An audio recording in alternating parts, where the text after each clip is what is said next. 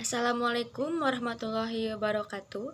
Perkenalkan, nama saya Puri Rahmawati dari kelas 1C dengan NIM 311211128. Di sini saya akan mempresentasikan makalah tentang hukum yang berjudul Penegakan Hukum yang Berkeadilan di Indonesia dari kelompok 2. Yang pertama ada pengertian penegakan hukum.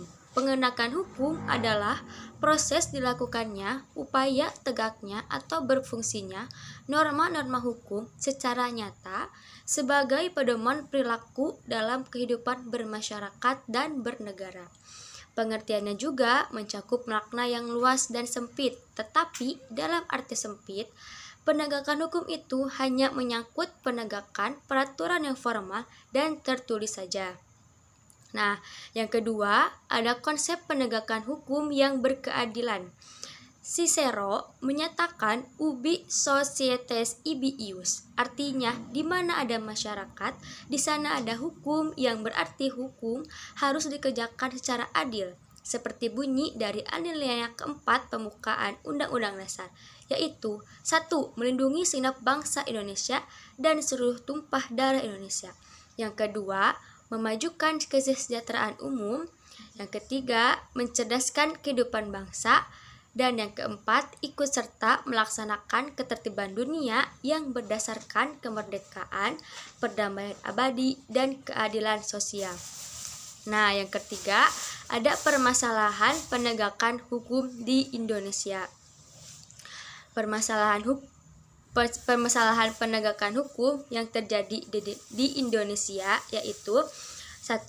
Perilaku warga negara, khususnya oknum aparatur negara, banyak yang baik dan terpuji. Yang kedua, masih ada potensi konflik dan kekerasan sosial.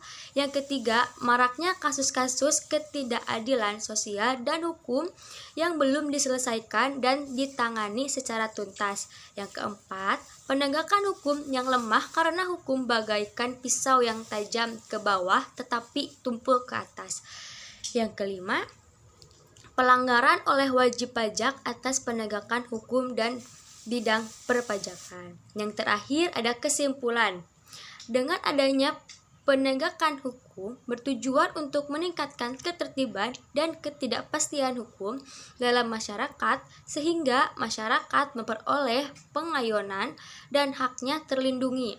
Dalam menegakkan hukum, terdapat 3 unsur yang harus selalu diperhatikan, yaitu kepastian hukum, kemanfaatan, dan keadilan. Demikian presentasi saya, mohon maaf apabila ada kekurangan. Sebelumnya saya ucapkan terima kasih, sekian. Wassalamualaikum warahmatullahi wabarakatuh.